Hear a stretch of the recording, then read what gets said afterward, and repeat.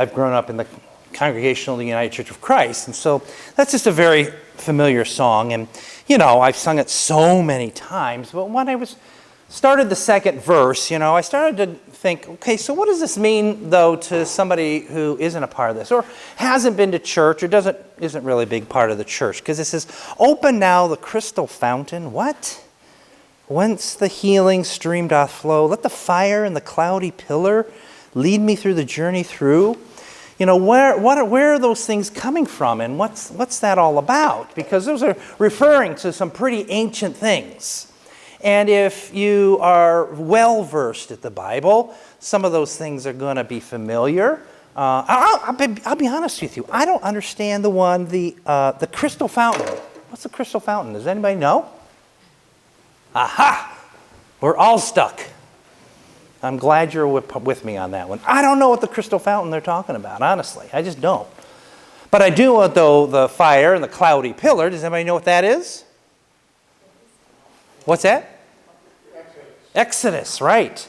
So the people were led through at first by a cloudy pillar, okay? And they were delivered through the desert, okay, by that. All right, so, but I picked that out because the scripture, too, is speaking about something that we're not very familiar with.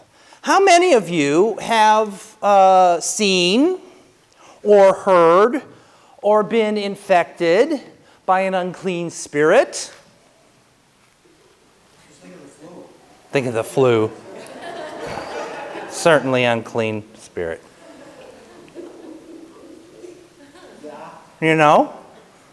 What's an unclean spirit? So, some of these things that are referred to is something that would have been extremely commonplace in the lexicon in those days.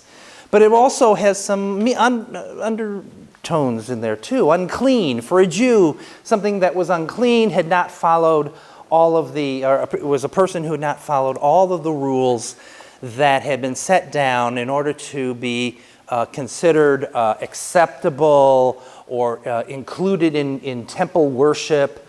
If you were unclean, you couldn't get into the temple. If you were unclean, sometimes you were expelled from the community. There are any number of reasons why you could be unclean. It was ridiculous too. But here we have this idea of this unclean spirit. And what happened when this unclean spirit, who was the unclean spirit speaking to? You remember hearing that? Jesus, right. So let me refer back to this, okay? I'm going to read it all over again. You can hear it, but then you can forget it, right? Here's the reading again. Then they, with the disciples, went to Capernaum, and when the Sabbath came, he entered the synagogue and he taught. We're talking about Jesus. And they, the people in the synagogue, were astounded at his teaching, for he taught them as one having authority, and not as the scribes. It's an immediate cut on the temple, okay? Just then there was in the synagogue a man with an unclean spirit, and he cried out, "What have you to do with us, Jesus of Nazareth? Have you come to destroy us? I know who you are, the Holy One of God." But Jesus rebuked him, saying, "Be silent and come out of him." And the unclean spirit, convulsing him and crying with a loud voice, came out of him. They were all amazed, and they kept on asking one another, "What is this? A new teaching with authority. He commands even the unclean spirits, and they obey him." And at once his fame began to spread throughout the surrounding region of Galilee. So Jesus spoke to the guy with the unclean spirit. Again, I'm going to ask you, have you ever been possessed with an unclean spirit, or seen someone, or heard one? Exorcisms. Well, have you seen one? Seizures. A seizure? David? Maybe A leper? I don't know. A leper would have been someone who was unclean. But this was something, a person who apparently was doing and or saying things. But he was in the temple, remember? I thought they weren't supposed to be in the temple. So for some reason, this unclean spirit supposedly was inside of somebody. And just the appearance or the voice of Jesus forced this unclean spirit to come out and to make a spectacle of itself. And then he said, "Silent, get out of him," and it supposedly went away. And they were all amazed because, you see, the idea that if you are Lord, you are the Lord over a certain group of things or people. And when you say something, those things and those people jump to do what they want to do. But if you're not the Lord of the other people, they will not jump and do what they are supposed to do when you speak. So Jesus was being given this, they believed he was, somebody of goodness. And so this unclean spirit was not of goodness. So they were amazed that he was Lord of both the good and he was a Lord also of the unclean. So there's one more little bit of depth that we can add to the story here. He wasn't just going to be listened to by the people who had ears to hear and wanted to and were willing, but somehow he had words and intent and a charisma or whatever it was that he had to be heard by something that wasn't willing to listen. And so what was the one word that they came up with? They said he was teaching, and he was teaching with what? Authority. Okay, so I want you to help me flesh out this word, authority.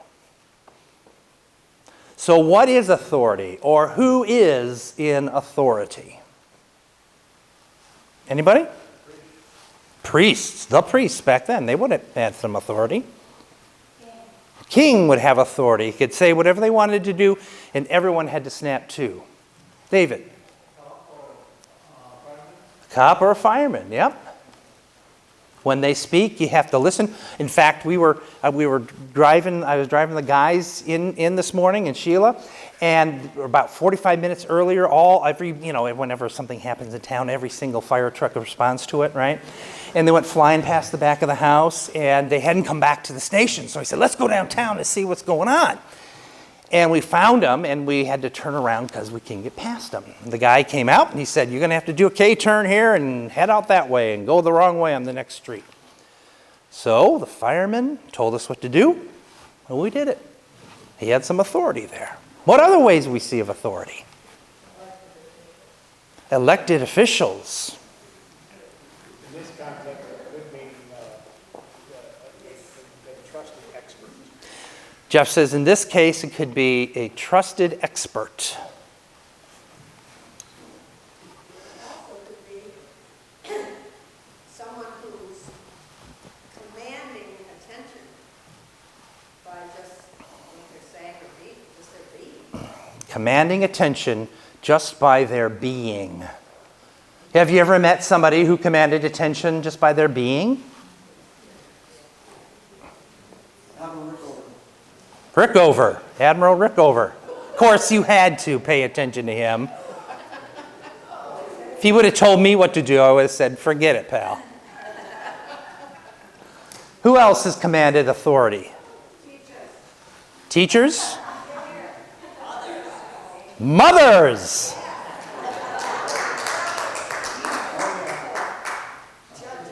Judges. Let me ask you this. Those are all very good. Those are all well and good.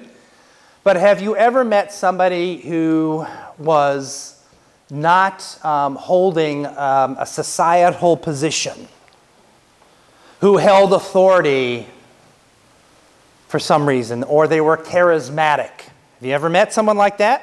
Who are they? Anybody? Huh? A composer? Oh, okay. Any names? Any remembrances? Stories? Deb? Yeah! Ministers. Mic drop. Okay, no. Yeah, really. How long did that take? No, but seriously, so have you ever met someone who is so charismatic that just their mere presence, you were just waiting for them to say something? Don't think of that.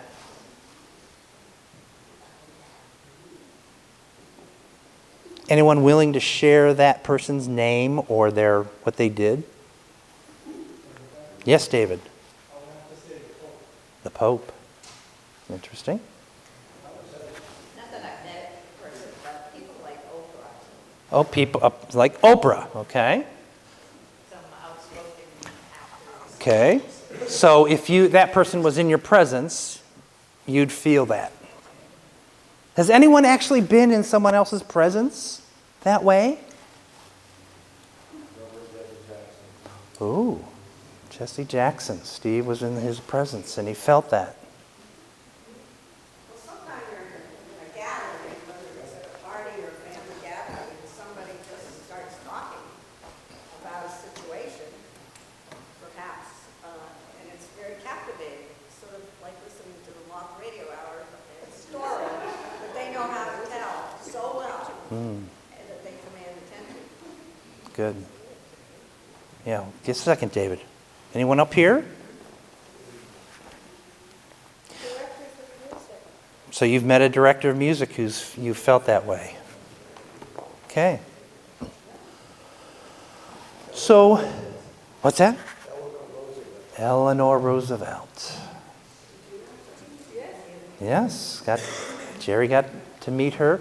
Eleanor Roosevelt was here, by the way, once. If you didn't know that. She spoke here once.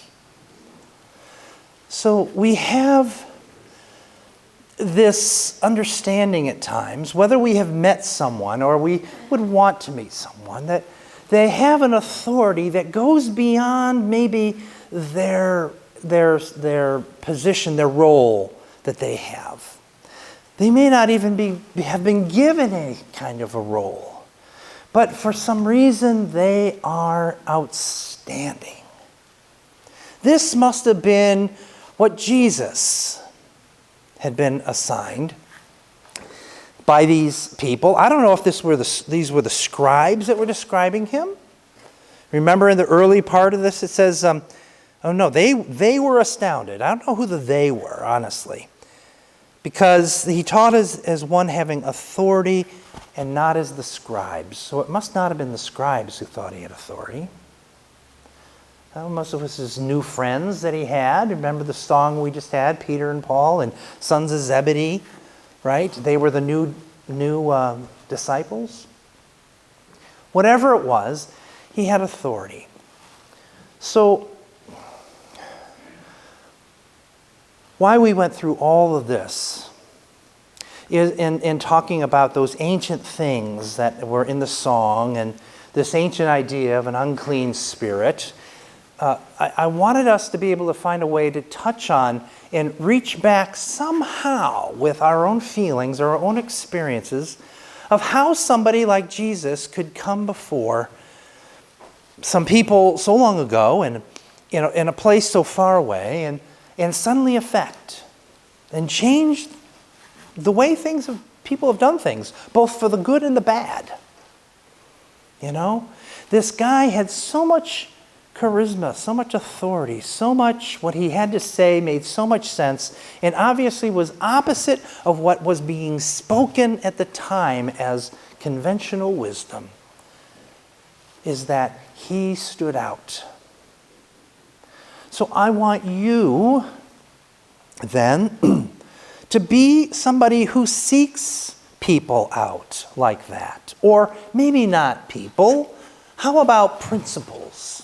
Seeking out principles in the world that go beyond personality, principle that goes beyond role or status, so that when you hear it, when someone speaks, whether it be somebody you don't know or just an errant comment, to know when you're hearing words of wisdom and not just to go along with maybe somebody, whether it be a minister or whatever, who has a certain role, there's going to be wisdom spoken in the world. And it's going to be by somebody who's not usually expected to be speaking it. This is what Jesus did, apparently. He came out of nowhere. He spoke these words with wisdom, words that might have been spoken before, but for some reason he said them in the moments that were important to be spoken. And it changed things. I think this is an important thing for us to do, is to be discerning. This word discernment. Discern when somebody is just being charismatic, and then other times discerning when somebody is actually being authoritative, because they are not counting on their personality, they're not counting on what everybody else says, but they are speaking an authority that goes with principle. So this is who Jesus was, and this is who Jesus wants us to remember. I don't know necessarily to follow, but to hear those words and to know when we are being led in the right way, in the way of justice and peace and compassion. This is the way of God. This is the way of Jesus. This is the way of authority, teaching with authority. And I pray that you have those ears to hear and a heart that's open and a courageousness that's based in truth. Only the truth that God can offer us. Those principles that endure. And I hope that you listen for those things and you guide your life by those very means. My friends, may the Lord be with you. Let us pray.